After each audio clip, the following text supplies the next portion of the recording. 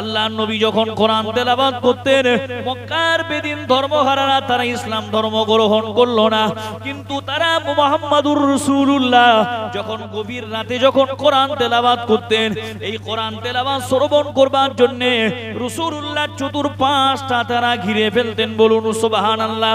ও বাপজি ভাইরা মনে রাখুন, না না না না না, আজকে যদি আমরা আল্লাহর কোরআনটাকে ছেড়ে দিই, আজকে যদি আমরা রাসূলুল্লাহর হাদিসগুলোকে যদি ছেড়ে দিই, আমাদের উপরে আসমান থেকে গজব নাজিল হয়ে যাবে। এটা পৃথিবীর কোনো মানুষ আমাকে আপনাকে রক্ষা করতে পারবে না।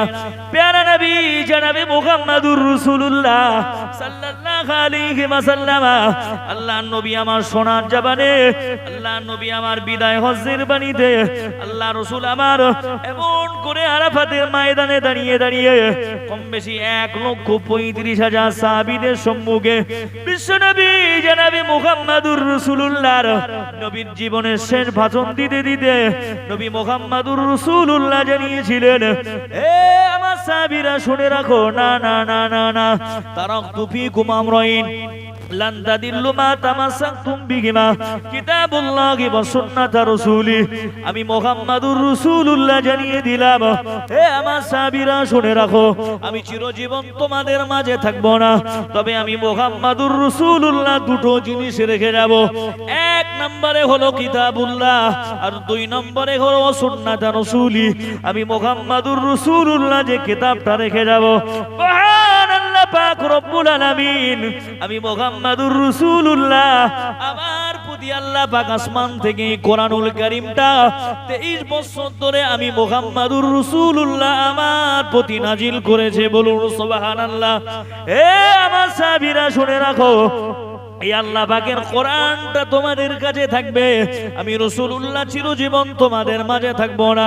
2 নম্বরে হলো আমি মুহাম্মাদুর রাসূলুল্লাহ আমার জাবানি সুন্নাত গুলোকে থাকবে, তবে আমার সাহাবীরা শুনে রাখো, যে জামানার মুসলমানরা আল্লাহর কোরআনটাকে মারিয়ে মারিয়ে চলবে, আমি রাসূলুল্লাহ আমার জাবানি সুন্নাত গুলোকে ছেড়ে দিবে, ওই সময় ওই জামানাতে মহান রব্বুল আলামিন আল্লাহ ওই মুসলমানদেরকে শায়েস্তা করবার জন্য আমার আল্লাহ পাক রব্বুল আলামিন সেই সময় সেই জামানাতে জালিম বাদশা নিযুক্ত করে দিবেন।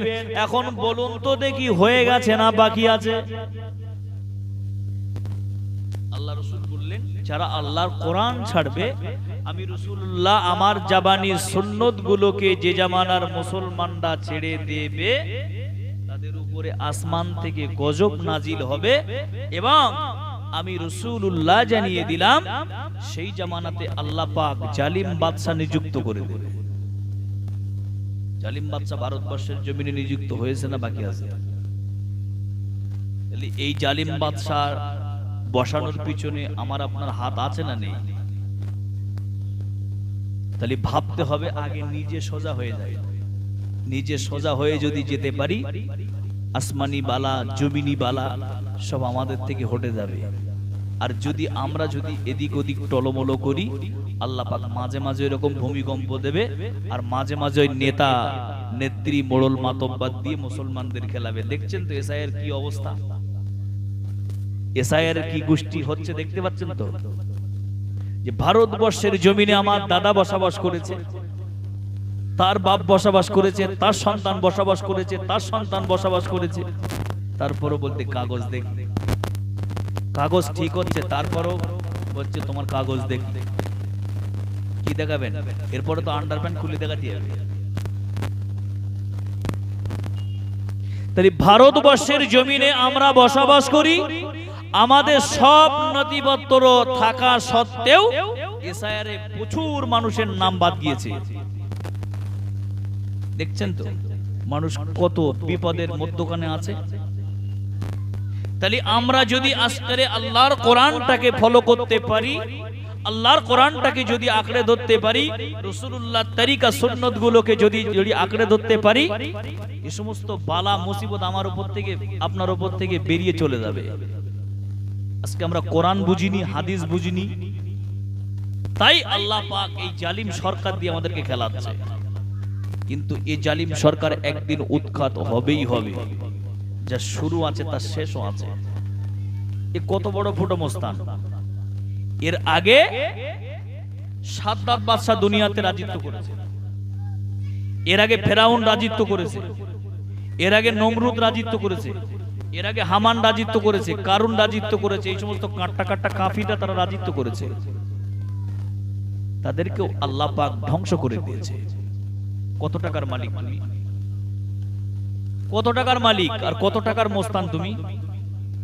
তাহলে ভাবতে হবে যে আমরা কোরআনের ছায়া তলে যেন আমরা পৌঁছে যাই। কোরআন শরীফটাকে আঁকড়ে বুকে যদি ধরে রাখতে পারি বেঁচে থাকতে পারবো। ইরানের দিকে দেখেছেন ইরানের অবস্থা কি দেখছেন? আমেরিকার সঙ্গে যুদ্ধ শুরু হয়ে গেছে, আমেরিকা রফা করতে চাইছে, কিন্তু ইরান বলছে না, যুদ্ধ তো শুরু আমি করিনি, তুমি করেছো, চেষ্টা করবো আমি। দোয়া করেছেন তাদের জন্য কোনোদিন যে কি হচ্ছে দেশে? একবার ভেবে দেখুন, কত মায়ের কোল খালি হচ্ছে। ইসরায়েল, কত মায়ের কোল খালি হয়ে যাচ্ছে। সেই মহা কান্না দেখলে, করুণ দৃশ্যগুলো দেখলে কলিজাটা ফেটে যাবে। কোরআনটাকে ধরুন বুকে, জাতিকে বুঝুন যে কোরআন ছাড়া পৃথিবীতে আর কিছুই নেই। নবী মুহাম্মদ সাল্লাল্লাহু আলাইহি ওয়াসাল্লামকে আল্লাহ পাক পাঠিয়েছিল মানুষের সত্যের পথ দেখানোর জন্য। সেই নবী মুহাম্মদ সাল্লাল্লাহু আলাইহি ওয়াসাল্লামের সুন্নতগুলোকে আঁকড়ে ধরুন, তাহলে সব বেঁচে যাবে। আর না তো সব ধ্বংস হয়ে যাবে, সব ধ্বংস হয়ে যাবে।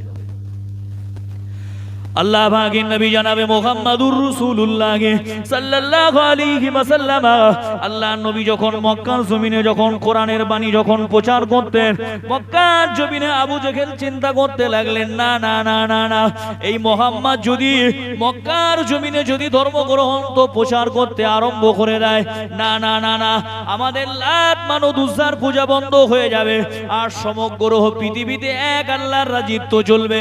আমি এমন করে আর থাকতে দেব না, এই মুহাম্মদকে যে কোনো উপায়ে শেষ করে দিয়ে পৃথিবীর জমিন থেকে মুহাম্মদকে বিদায় করে দিতে হবে। আবু জেহেল মক্কার জমিনে এমন চিন্তা ভাবনা করতে লাগলেন। আর দারুন নাদওয়াজা নামক স্থানে আবু জেহেল তার লোক লস্করকে ডেকে বললেন, অমুক দিন অমুক সময় তোমরা ময়দানে ওই জায়গাতে হাজির হয়ে যাবে, ওই দারুন নাদওয়াজা নামক স্থানে হাজির হয়ে যাবে। আমি আবু জেহেল তোমাদের লিডার, তোমাদেরকে জানিয়ে দিলাম, আমি তোমাদের সঙ্গে একটু কথোপকথন করব, আমি তোমাদের সঙ্গে একটু কথাবার্তা বলবো। আবু জেহেলের কথা অনুযায়ী তার সহকর্মীরা আস্তে আস্তে করে দারুন নাদওয়াজা নামক স্থানে আবু জেহেলের নেতৃত্বে সেই জায়গায় পৌঁছে গেলেন। মক্কার লিডার মক্কার আবু জেহেল এমন যখন ওখানে পৌঁছে গেলেন, আবু জেহেল তার লোক লস্করকে লক্ষ্য করে বলতে লাগলেন, না না না না, ওই মুহাম্মাদের মাথাটা যদি তোমরা কেটে আনতে পারো 1000 স্বর্ণ মুদ্রা তোমাদেরকে দেওয়া হবে। কে আছো ওই মুহাম্মাদের মাথা কেটে আমি আবু জেহেল আমার কাছে তোমরা আনতে পারবে? হঠাৎ করে একজন ব্যক্তি দাঁড়িয়ে গেল, না না না না হুজুর, আপনি জানেন না, আমি দিন শহরের ভিতরে, আমি আজ দিনের ভিতরে ওই মুহাম্মাদের মাথাটা হাজির করব। ওই সময় সেই লম্পট যুবকটি বলতে লাগলেন, হে আমাদের নেতা, হে আমাদের লিডার, আমি আজকে সূর্য অস্তমিত যাবার আগে আমি মুহাম্মাদের মাথাটা তোমার দরবারে এনে হাজির করব। ওই সময় আবু জেহেল ডোনা জারি করে দিলেন, আবু জেহেল ঘোষণা করে দিলেন, না না না না, ওই মুহাম্মাদের মাথা যদি তুমি কেটে না তাহলে কিন্তু তোমার গর্দানটাও চলে যাবে। মুহাম্মাদের মাথা যদি তুমি কেটে না আনতে পারো তোমার গর্দানটাও যাবে। তুমি চিন্তা ভাবনা করো কি করবা। 1000 স্বর্ণ মুদ্রা দেবে, এ লোক কেউ সামলাতে পারবে? একটা মানুষের মাথা তো কাটবে। যুবকটা রাজি হয়ে গেল। রাজি হবার পরে যুবকটা আস্তে আস্তে আস্তে আস্তে আস্তে আস্তে করে রাস্তা দাঁড়িয়ে, আল্লাহ রসুল যে রাস্তা দিয়ে চলাচল করছে ঠিক ওই রাস্তার একটা ফাঁকা ময়দান দেখে, ফাঁকা জায়গা দেখে ঠিক দাঁড়িয়ে গেছে। আর ওর সঙ্গে কিছু যুবক, ওর বন্ধু, তারাও দূরে দাঁড়িয়ে দাঁড়িয়ে তামাশা দেখছে। ওই যুবকটার হাতে একটা তরবারি, লম্বা একটা তলোয়ার নিয়ে রাস্তার ধারে দাঁড়িয়েছে, আমার নবীর মাথাটা কেটে দেবে। আর ওর বন্ধুগুলো দূরে দাঁড়িয়ে দাঁড়িয়ে তামাশা দেখছে যে মুহাম্মাদের মাথাটা কিভাবে কাটবে, এই দৃশ্যটা একবার দেখবো। আল্লাহ পাকের নবী জনাবে মুহাম্মাদুর রাসূলুল্লাহ সাল্লাল্লাহু আলাইহি ওয়াসাল্লাম, আল্লাহ নবী আমার রাস্তা দিয়ে টুক টুক টুক টুক টুক টুক করতে করতে আল্লাহ নবী যখন রাস্তা দিয়ে চলে আস্তে আস্তে আস্তে আস্তে করে চলে আসতেন, ওই সময় দেখতে পাওয়া যায় ওই যুবক ছেলেটা রাস্তার ধারে দাঁড়িয়ে রয়েছে। আখিরি জামানার পয়গম্বর নবী মুহাম্মাদুর রাসূলুল্লাহ সাল্লাল্লাহু আলাইহি ওয়াসাল্লাম কি জানে মেরে দেবে, আমার নবীর গর্দান থেকে মাথা ডালা গর্দানটা কেটে দেবে। আবু জেহেলের কাছ থেকে 1000 স্বর্ণ মুদ্রা নেবে, এই লোভ লালসা তার অন্তরের ভিতরে পয়দা হয়ে গিয়েছে। সে এমন করে রাস্তার ধারে জমনি লম্বা তলোয়ার নিয়ে দাঁড়িয়ে রয়েছে। আখিরি জামানার পয়গম্বর নবী মুহাম্মাদুর রাসূলুল্লাহ সাল্লাল্লাহু আলাইহি ওয়াসাল্লাম, নবী আমার আস্তে আস্তে করে ওই যুবকটার সামনে দিয়ে আসতে আল্লাহ পাক ডেকে বললেন, হে আমার মালাইকা ফারিস্তা জিবরিল, না না না না, আমার নবী মুহাম্মাদুর রাসূলুল্লাহর কল্লাটা কেটে নেবে ওই যুবক, ওই বান্দাটা আমার, ওই বান্দাটা আমার নবীর কে কল্লাটা কেটে নেবে। আবু জেহেল ওকে ঠিক করেছে, আবু জেহেলের কাছ থেকে 1000 স্বর্ণ মুদ্রা নেবে। না না না, যা জিবরাইল চলে যা, আমার ওই বান্দার চোখ দুটোকে ডিলিট করে দে, বলুন সুবহানাল্লাহ। আখিরি জামানার পয়গম্বর নবী মুহাম্মাদুর রাসূলুল্লাহ, ওই যুবকটা যখন আল্লাহর নবী যখন টুক টুক টুক টুক করে হেঁটে হেঁটে আসে, ওই যুবকটা রাসূলুল্লাহর দিকে দেখছে আর মনে মনে চিন্তা করছে, না না না না, এই তো মুহাম্মদ আমার পাশেই চলে এসেছে, একটু বাদে আমি আবু জেহেলের কাছ থেকে 1000 স্বর্ণ মুদ্রা পেয়ে যাব, মক্কার জমিনে আমি বড় লোক হয়ে যাব। এই চিন্তা করতে করতে যখন রাসূল আমার সামনে এসে গেলেন, মহান আল্লাহ ওই যুবকের চোখ দুটো বন্ধ করে দিয়েছেন, বলুন সুবহানাল্লাহ। প্যারা নবী মুহাম্মাদুর রাসূলুল্লাহ ওই যুবকটার সামনে দিয়ে আস্তে আস্তে করে নবী আমার হাঁটতে হাঁটতে নবী আমার ঘরের দিকে চলতে শুরু করলেন। আর ওর সহধর্মিনী বন্ধু দুটো যারা দূরে দাঁড়িয়ে দাঁড়িয়ে যারা তামাশা দেখছিল, তারা বন্ধুর দিকে দেখছে যে বন্ধু সেখানে দাঁড়িয়ে রয়েছে, নবী মুহাম্মদ আস্তে আস্তে করে চলে যাচ্ছে, কিন্তু মুহাম্মদকে মারতে পারলো না। কেন? সূর্য অস্তমিত যাবার আগে তা আবু জেহেলের গর্দানটা নিয়ে নেবে। আর একটা বন্ধু বলতে লাগলেন, চল না একটু আগিয়ে দেখি, যে দেখি ওর অবস্থাটা কোন জায়গায় পৌঁছেছে, একটুখানি দেখি। ও তার বন্ধুগুলো টুক টুক টুক টুক টুক টুক করতে করতে যখন তার কাছে যখন এমনি এসে পৌঁছালেন, সে তখন অন্ধের মতো বলতে লাগলেন, হে আমার বন্ধুরা, কে কোথায় আছো, আমাকে হাতটা ধরে বাড়িতে নিয়ে চলো, জোরে বলুন সুবহানাল্লাহ। আমার নবীকে মেরে দেবে। আল্লাহ পাক কোরআন শরীফে জানিয়েছে, ওমা আরসালনাকা ইল্লা রাহমাতাল লিল আলামিন, জোরে বলুন সুবহানাল্লাহ।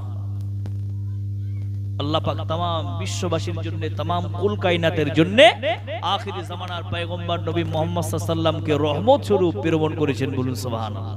সেই রহমতটাকে মিটিয়ে দেবে দুনিয়ার জমিন থেকে, এটা কোনোদিন হতে পারে? কখনো না। মহান রব্বুল ইজ্জত ওই বান্দাটা যখন আস্তে আস্তে করে যখন অন্ধ হয়ে গেছে, ও তখন আর চলাফেরা করতে পারছে না, ওর হাত দিয়ে মানুষকে ইশারা করছে। ওর বন্ধুরা আসলো, আসার পরে বলতে লাগলো যে, এই তুই মুহাম্মদ চলে গেল, তোর সামনে থেকে তুই কোনো কথা বলতে পারলি না? বললেন, না, আমি চোখ দুটো দেখতে পাচ্ছি না, তোরা কে, আমি তোদের চিনতে পাচ্ছি না, তোদের আওয়াজটা বুঝতে পাচ্ছি, কিন্তু তোদের চেহারা দেখতে পাচ্ছি না, বলুন সুবহানাল্লাহ। শুধু আল্লাহ পাক ওই যুবকের চোখ দুটো বন্ধ করেননি, ওর চোখে যন্ত্রণা শুরু হয়ে গেছে, ওর চোখে যন্ত্রণা শুরু হয়ে গেছে, ভীষণ যন্ত্রণা করছে। মক্কার জমিনে সেই জামানাতে যত বড় বড় ডাক্তার ছিল, প্রত্যেকটা ডাক্তার এসে ওর চোখের চেকআপ করতে লাগলো, কিন্তু কোন ডাক্তার ওর চক্ষুটাকে ভালো করতে পারেনি, বলুন সুবহানাল্লাহ সুবহানাল্লাহ। আল্লাহ পাকের নবী জনাবে মুহাম্মাদুর রাসূলুল্লাহকে মারতে এসে ওই যুবকটা যেমনি বন্ধ হয়ে গেলেন, মহান আল্লাহ পাক রব্বুল আলামিন তার দুনিয়ার জমিন থেকে চোখ দুটো ডিলিট করে শুধু খান্ত আল্লাহ পাক শুধু খান্ত হন নাই, মহান আল্লাহ পাক রব্বুল আলামিন শুধু যে তার দুটো চক্ষু অন্ধ করে দিয়েছে, না না না না, মহান আল্লাহ তার দুটো চোখে যন্ত্রণা দিয়েছে, এতটা পরিমাণে যন্ত্রণা করছে, ওই যুবকটা আর দাঁড়িয়ে থাকতে পারছেন না। ওই যুবকটা চিৎকার চেঁচামেচি করতে লাগলেন। কিতাব লেখকেরা বর্ণনা করেছেন, না না না না, ওই জামানাতে যত বড় বড় ডাক্তার ছিল সব ডাক্তার এসে চেক আপ করতে লাগলো, কিন্তু কোন ডাক্তার রোগ খুঁজে পাচ্ছে না যে চোখের কিভাবে যন্ত্রণা ঘটছে, চোখের কেন যন্ত্রণা ঘটছে। ওই যুবকটা যখন আস্তে আস্তে করে যখন বাড়িতে জমনি পৌঁছে গেল, ওই যুবকটার একটা কন্যা সন্তান ছিল, ওর একটা কন্যা সন্তান ছিল। ওর কন্যা সন্তান যখন রাতের বেলা ঘুমিয়ে রয়েছে, হঠাৎ করে স্বপ্ন যুগে কে যেন এসে বলতে লাগলেন, এ আল্লাহ পাকের বান্দি, না না না না, তোমার পিতা কিসের জন্য বন্ধ হয়ে গিয়েছে এটা কি তুমি জানো? বললেন, না না আমি জানি না। বললেন, আখিরি জামানার পয়গম্বর নবী মুহাম্মদুর রাসূলুল্লাহ সাল্লাল্লাহু আলাইহি ওয়াসাল্লামকে মারতে এসে তোমার পিতা দুনিয়ার জমিন থেকে তার চক্ষুটাকে হারিয়ে ফেলেছেন, তোমার পিতার চক্ষুটাকে হারিয়ে ফেলেছেন। তবে আমি তোমাকে জানিয়ে দিলাম যে নবী মুহাম্মদুর রাসূলুল্লাহ সাল্লাল্লাহু আলাইহি ওয়াসাল্লামের কাছে তুমি চলে যাবে। ওই নবী মুহাম্মদুর রাসূলুল্লাহর পায়ের তলা থেকে এক টিপ ধুলি এনে তোমার পিতার যদি চোখে লাগিয়ে দিতে পারো, আবার দুনিয়ার জমিনে তোমার পিতার চক্ষুটাকে ফিরে পাবে। বলুন সুবহানাল্লাহ। ওর কন্যা স্বপ্ন দেখছে, ওর কন্যা স্বপ্ন দেখছে যে কি যেন আমাকে বলছে যে আমার পিতা চক্ষুটাকে যে অন্ধ হয়ে গেছে, আমার পিতার তো আগে চোখ ভালো ছিল, অন্ধ হওয়ার একটাই কারণ আমার পিতা মুহাম্মদকে মারতে গিয়েছিল, আবু জেহেলের নেতৃত্বে মারতে গিয়েছিল, কল্লা কাটতে গিয়েছিল, তাই আল্লাহ পাক রব্বুল ইজ্জত আমার পিতার চক্ষুটাকে অন্ধ করেছে। আবার আমার পিতার চক্ষুটাকে ফিরে পাবে যদি মুহাম্মাদের পায়ের তলা থেকে এক টিপ ধুলি এনে আমার পিতার চোখে লাগাতে পারে। এই কথাটা যখন ওই কন্যা সন্তানটা যখন স্বপ্নটা দেখলে, দেখার পরে হঠাৎ করে তার ঘুম ভেঙে গেল, আস্তে আস্তে সকাল হয়ে গেল, কিন্তু বাপের সামনে যে এই কথাটা বলবে এটা সাহস হচ্ছে না, কারণ বাপ তো আল্লাহ রাসূলের জাত শত্রু, ঘোর বিরোধী। কিছু লোক আছে না, দেখেছেন যে আমাদের একটা জায়গায় লোক ছিল যে সে লোক সিপিএম করে আর কিছু লোক কংগ্রেস করে, ঘর ধরে গেছে, তা বলতে দেখ আমার ঘর যাই যাক, একটা কংগ্রেসের লোক যেন এই পানি দিবি না ঘরে, ঘর জ্বলতে জ্বলুক, একটা কংগ্রেসের লোক যেন আমার উঠোনে নামবি না। তোরা সব কংগ্রেস করি, আমি সিপিএম করি, আমার সিপিএম এর লোক এসে আমার ঘর নেওয়াবে, একটা কংগ্রেসের লোক যেন আমার পেটে উঠবি না, আর আমার ঘরে পানি দেওয়ার দরকার নেই, ও পুড়ে যায়। ঠিক এরকম ওই কন্যা সন্তানটা চিন্তা করলেন, আমার পিতার কাছে যে কোনো ভাবে আমাকে এই ঘটনাটা বলতে হবে। আস্তে আস্তে আস্তে আস্তে করে পিতার কাছে গেলেন, যে বললেন, আব্বা আমি একটা ডাক্তারের সন্ধান পেয়েছি। তা বললেন, কোথায় সে ডাক্তার? বললেন, আব্বা আমি ডাক্তারের সন্ধান পেয়েছি, সেই ডাক্তার তোমার চক্ষুটাকে ভালো করে দেবে, তোমার টেনশন নেই, তোমার চিন্তা নেই। তাকে আমি ডাক্তারের কাছে যাব? বললেন, হ্যাঁ বেরিয়ে পড়, সেই ডাক্তারের কাছে যা।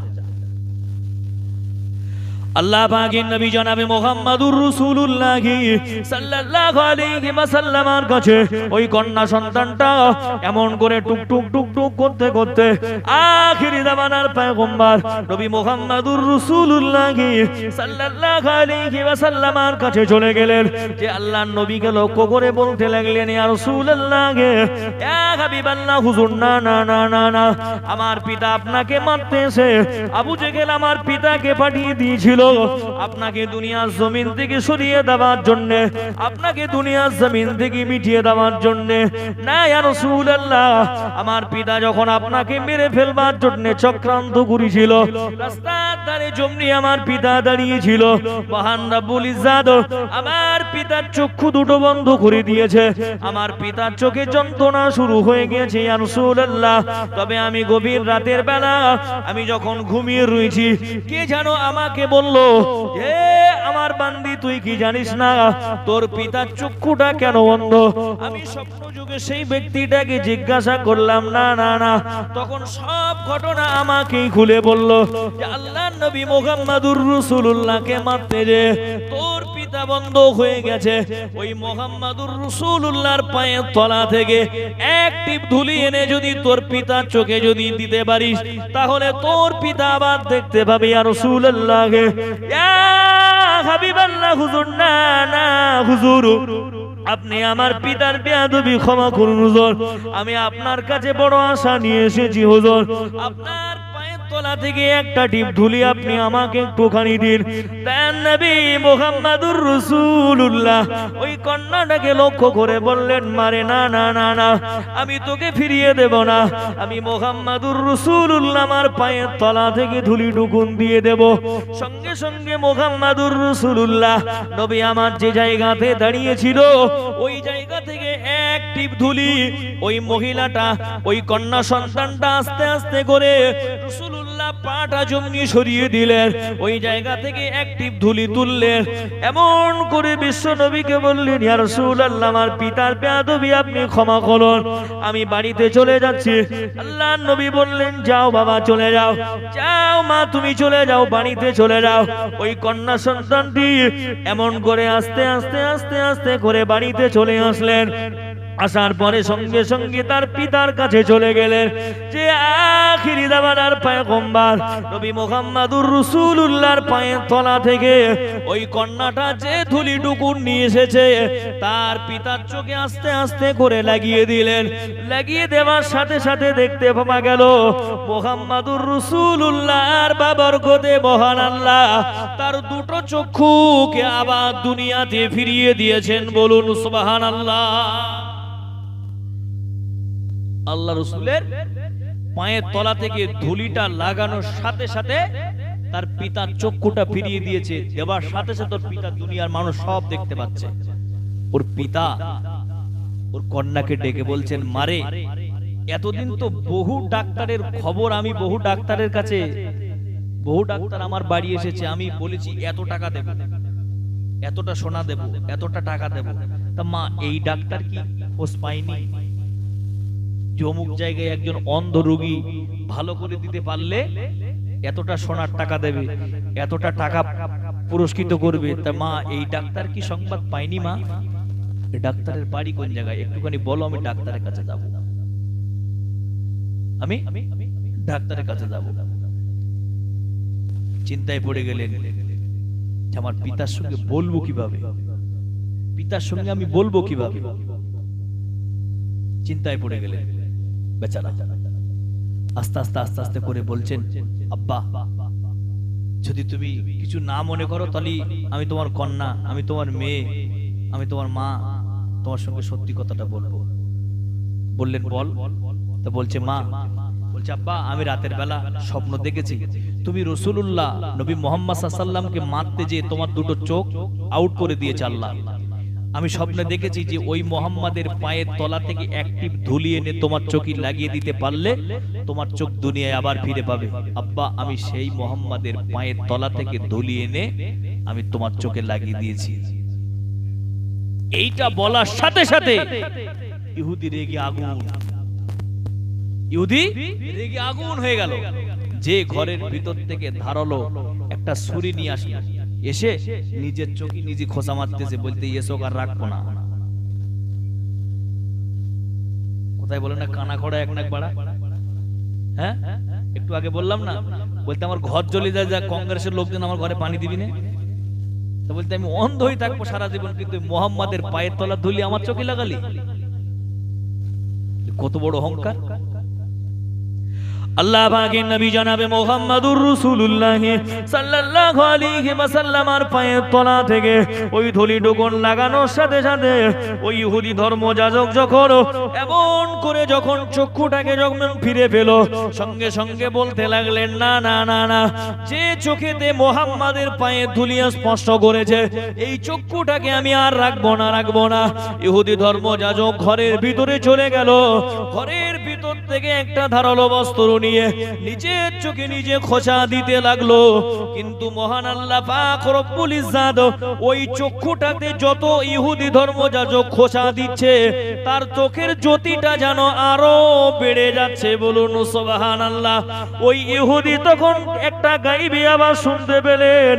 ইহুদিকে লক্ষ্য করে কে যেন বলতেছেন, হে ইহুদি ধর্মযাজক, না না না না, যে চোখে আখিরি জামানার পয়গম্বর নবী মুহাম্মদুর রাসূলুল্লাহ সাল্লাল্লাহু আলাইহি ওয়াসাল্লামের পায়ে ধুলিকণা স্পর্শ করেছে, ওই চোখে যদি তুমি ধারালো অস্ত্র, কেন পৃথিবীর জমিনের ধারালো অস্ত্রগুলো দিয়ে যদি তোমার চোখে আঘাত করো, কিন্তু তোমার চোখের একটা কোণা চুল পর্যন্ত খসবে না। জোরে বলুন সুবহানাল্লাহ। যে চোখে মুহাম্মদ সাল্লাল্লাহু আলাইহি ওয়াসাল্লামের পায়ে ধুলি লেগেছে, ওই চোখে তুমি যতই আঘাত করো না কেন, এই চোখটাকে তুমি নষ্ট করে দিতে পারবে না। তাহলে আমার আপনার নবীর পাওয়ার আল্লাহ পাকের দরবারে কম না বেশি? তাহলে সেই নবীর প্রেম আর ভালোবাসা অন্তরের ভিতরে জায়গা দেওয়ার দরকার আছে না নেই? আছে। কিন্তু এই গোটা লোক, এই তো মহব্বত। হ্যাঁ, যখন লাইলাতুল কদরের নামাজ হয়েছিল 21, 23, 25, 27, 29, এই 5টা কদর যেদিন হয়েছিল, ওই মসজিদে জায়গা হয়েছিল বলে মনে হয়? হ্যাঁ, মনে হচ্ছে তলোয়ার দিয়ে মারপিট করলে ভালো হয়। মানে যত বেনামাজি সব ছিল, মাল সব সেই দিন গিয়ে হাজির। তার কারণ মনে করতেছে আজকে একটা ভীষণ রাত, বরকতপূর্ণ রাত, এই রাতে যা আল্লাহর কাছে চাবো সব কবুল হবে। হুজুররা বলে যে দোয়া কবুলিয়াতের রাত যায় না, ভেরি ভেরি। তার কারণ এই যুবকদের যাবার কারণ, যখন রমজানুল মুবাররক মাসের চাঁদ উঠে যায়, মহান আল্লাহ পাক রব্বুল ইজ্জাত পাপাত্ম ইবলিস শয়তানদেরকে কয়েদ করেন, জেলখানায় বন্দী করে দেন। যখন আবার শাওয়ালের চাঁদ উঠে যাবে, ঈদুল ফিতরের চাঁদ উঠে যাবে, ঈদুল আযহার চাঁদ উঠে, ঈদুল ফিতরের যখন চাঁদ উঠে যাবে, সঙ্গে সঙ্গে পাপাত্ম ইবলিস শয়তানগুলো ছাড়া পেয়ে যাবে। তাই যখন বন্ধ হয়ে গেল, শয়তান যখন জেলখানায় বন্দী থাকলো, তখন সমস্ত দুনিয়ার মুসলিম জাতি আস্তে আস্তে আস্তে আস্তে সব মসজিদ বুকে যাচ্ছে। তার কারণ শয়তান তো বন্ধ, যে ধোঁকা দিত সে বন্ধ হয়ে গেছে, তাই সব মসজিদ ভর্তি হয়ে যাচ্ছে আস্তে আস্তে, দিনের পরে দিন আস্তে আস্তে ভর্তি হয়ে যাচ্ছে। আর লাস্টের দিকে যেয়ে আর মসজিদে জায়গা হচ্ছে না। মসজিদের কমিটির লোক ভাবছে তাই তো এই রমজান বাদবাদী দোতলা কাজ শুরু করতে হবে, তার কারণ জায়গা হচ্ছে না। কিন্তু আমার আপনাদের কাছে প্রশ্ন হলো আমার এটাই, যে এই যে 21, 23, 25, 27 আর 29 5টা রাতে যে কদরের নামাজ আমরা পড়তে গেছি, কিসের জন্য? বরকতপূর্ণ রাত। আমরা শুনেছি লাইলা মানে রাত, বরাত মানে ভাগ্য। এই ভাগ্য রজনী রাত আল্লাহ নাকি ভাগ্য পরিবর্তন করে। আমরা আলেম ওলামাদের মুখ দিয়ে শুনেছি, তাই আমরা ছুটেছি সেখানে। ভালো কথা। তো এই যে ছুটে ছুটে ছুটে ছুটে মসজিদের ভিতরে গেলাম, যে নামাজ আদায় করলাম, তারাবির নামাজ আদায় করেছি, লাইলাতুল কদর পড়েছি, পড়ে আস্তে আস্তে বাড়ি এসে ঘুমিয়ে পড়ি। যে সকাল 9টার সময় উঠেছি। কোটায় উঠেছি? সকাল 9টায়। লাইলাতুল কদরের নামাজ সুন্নত, ওয়াজিব, ফরজ না নফল?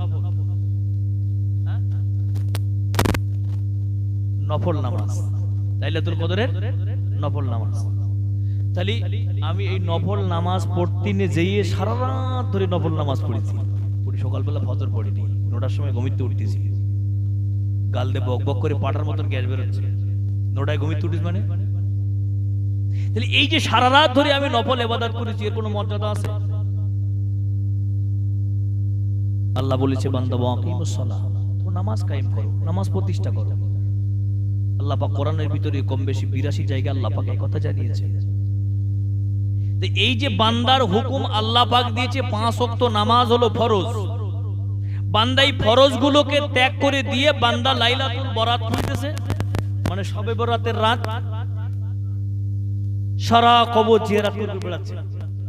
সারা রাত ধরে কবর জিয়ারত করে সকালবেলা ফজরের নামাজ পড়ি, সারা রাত ধরে লাইলাতুল কদরের নামাজ পড়েছে, সকাল পড়ে ফজর পড়িনি। তারপরের দিনও বান্দা জোহর পড়িল, তারপরের দিনও বান্দা আসর পড়িল।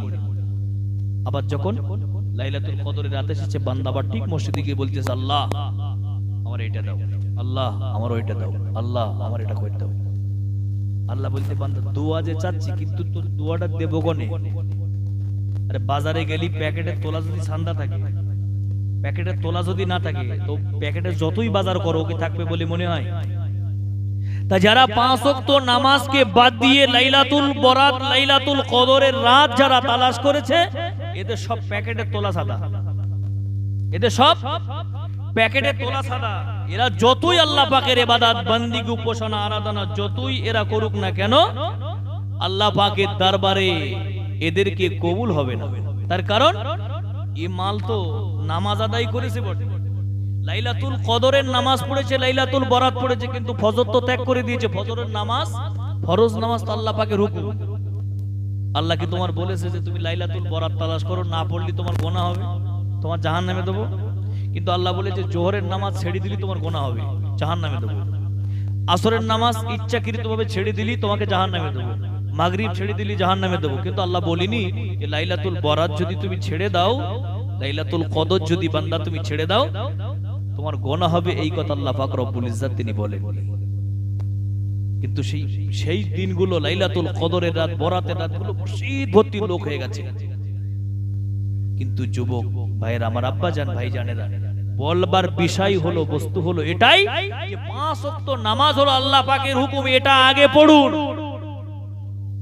5 ওয়াক্ত নামাজটা হলো আল্লাহ পাকের হুকুম, এটা আগে পড়ুন, এটা আগে মানুন, তারপরে লাইলাতুল বরাত তালাশ করুন।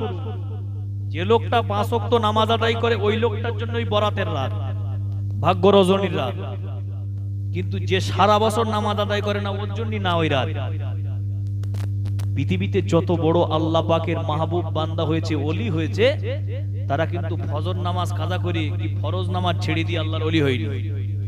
এরা 5 ওয়াক্ত নামাজ আদায় করেছে, তারপরে নফল ইবাদতের উপরে ভিত্তি করে আল্লাহ পাক তাদের ওলির দরজা দিয়েছেন। বলুন সুবহানাল্লাহ। তাদের সম্পর্ক থাকতো নফল ইবাদতের সঙ্গে। তো 5 ওয়াক্ত নামাজটাকে আদায় করি, 5 ওয়াক্ত নামাজটাকে বাদ দিয়ে নয়। তাহলে আমরা চিন্তা ভাবনা করব, যে কটা দিন আল্লাহ পাক রব্বুল ইজ্জত হায়াতে জিন্দেগিতে বাঁচিয়ে রাখে আমাকে আপনাকে, আমরা যেন 5 ওয়াক্ত নামাজটা যেন সঠিক সময় যেন আদায় করতে পারি। কেন? মৌতের কোনো পাসপোর্ট ভিসা আমার কাছে আপনার কাছে নেই। কখন আসবে? চিল পাখিটা যখন আসে, উড়ে উড়ে আসে, একটা বাচ্চা মুরগির পিলে চড়ছে, ধাড়িটা ঘোরাঘুরি করছে, খুঁটে খুঁটে পোকামাকড় খাচ্ছে, চিলটা আসে আর ওই পিলে নিয়ে চলে যায়। ঠিক তদাপরি আজরাইল যখন আসবে, পিলে নেবার মতন চলে যাবে, জানটুকু নিয়ে চলে যাবে, কবজ করে নিয়ে চলে যাবে। কিন্তু একটা বারের জন্য ভাববে না এর সন্তান আছে, এর মা বুড়ো মানুষ, এর খেতে দেবে কে, এর বাপটা বয়স হয়ে গেছে, এর খেতে দেবে কে, এই কথা কিন্তু আজরাইল ভাববে না। মৃতপতি আজরাইল আসিবে যখন, পৃথিবীর জমিনে কোন মহাজন আছে বাদিবে তখন। মানে আজরাইল যাকে ইচ্ছা তার কাছে চলে আসবে, কিন্তু পৃথিবীর জমিনের কোন মানুষের শক্তি নেই, কোন মানুষের শক্তি নেই যে আজরাইলের সঙ্গে সেই ব্যক্তিটা মোকাবেলা করবে। পৃথিবীর কোন শক্তি নেই, কোন মানুষের শক্তি নেই যে আজরাইলের সঙ্গে সেই ব্যক্তিটা মোকাবেলা করবে। তাহলে 5 ওয়াক্ত নামাজ আদায় করব, তারপরে আমরা যেন নফল ইবাদত করতে পারি। বিশ্বনবী সাল্লাল্লাহু আলাইহি ওয়াসাল্লামের সাহাবীরা তারা 5 ওয়াক্ত নামাজটাকে আদায় করেছে, তারপরে মানুষের দ্বারে দ্বারে আস্তে আস্তে কলেমার দাওয়াতটা তারা পৌঁছেছে। 4 মাযহাবের এক ইমাম, ইমামে হাম্বল রাহমাতুল্লাহ আলাইহি, তিনি একজন মাযহাবের ইমাম ছিলেন। একটা যুবক শুধু একটা কথা ইবাদত করতেন, একটা ইবাদত। তার ইবাদতটা কি ছিল? তার জিকিরটা কি ছিল? আস্তাগফিরুল্লাহ। কি জিকির ছিল? আস্তাগফিরুল্লাহ। সেই যুবকটা চলতে ফিরতে, খেতে শুতে উঠতে বসতে, মানে বাথরুমে যাওয়া বাদ দিয়ে 24 ঘন্টা বাথরুম যখন যাবে ওটাই বন্ধ, তারপরে যখন যেখানেই থাক না কেন আস্তাগফিরুল্লাহ, যে কাজ করবে আস্তাগফিরুল্লাহ, আস্তাগফিরুল্লাহ। এই এতটুকুন জিকির আল্লাহর দরবারে এতটাই পছন্দ নিয়েছিল, এতটাই পছন্দ নিয়েছিল, আল্লাহ তাকে মুস্তাজাবুদ দাওয়া করে পৃথিবীতে পাঠিয়েছিলেন। বলুন সুবহানাল্লাহ। তার কারণ মুস্তাজাবুদ দাওয়া মানে তার দোয়া আল্লাহর কাছে চাইলেই আল্লাহ পাক কবুল করবেন, বলুন সুবহানাল্লাহ। তার দোয়া আল্লাহর কাছে চাইলেই আল্লাহর দরবারে কবুল হবে, তাকেই বলে মুস্তাজাবুদ দাওয়া। তাই ইমামে হাম্বাল রাহমাতুল্লাহ আলাইহি তিনি হাদিস কালেকশন করবেন, বিশ্ব নবীর হাদিস কালেকশন করবার জন্য ঠিক মাগরিবের নামাজ পড়ে তিনি আস্তে আস্তে আস্তে আস্তে করে বেরিয়ে পড়েছেন। বয়স হয়ে গেছে ইমামে হাম্বাল রাহমাতুল্লাহ আলাইহি, বয়স্ক মানুষ, শীতের রাত্রে টুক টুক টুক টুক টুক টুক করে আস্তে আস্তে যাচ্ছে। যে চিন্তা ভাবনা করলেন কোন একটা মসজিদে এশার নামাজটাকে আদায় করব, এশার নামাজটাকে আদায় করে ওই মসজিদে রাত্রি থাকবো, সকাল হবে আবার বেরিয়ে পড়বো। ভাইরা আমার গভীর ভাবে বুঝুন, উলামায়ে বুঝবেন না কমিয়ালে হযরত ইমামে হাম্বাল রাহমাতুল্লাহ আলাইহি বিশ্ব নবী জনাবে মুহাম্মদুর রাসূলুল্লাহ সাল্লাল্লাহু আলাইহি ওয়াসাল্লাম আর হাদিস কালেকশন করবার জন্য এমন করে বৃদ্ধা বয়সে টুক টুক টুক টুক করে বেরিয়ে পড়েছেন ইমামে হাম্বাল রাহমাতুল্লাহ আলাইহি।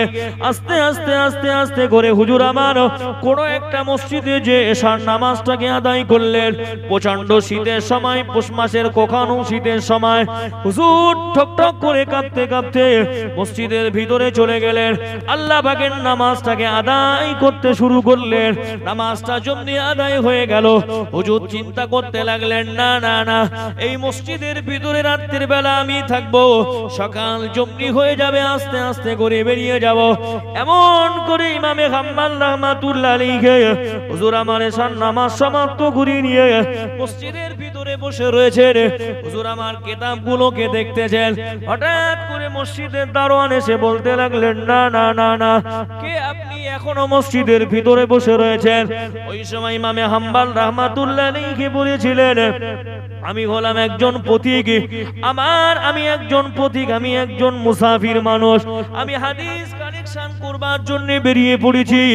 এই প্রচন্ড শীতের রাতে আর কোথায় যাব? এই মসজিদে একটু রাতটা যদি আমি কাটাতে পারতাম, তার জন্য মসজিদের ভিতরে বসে রয়েছে।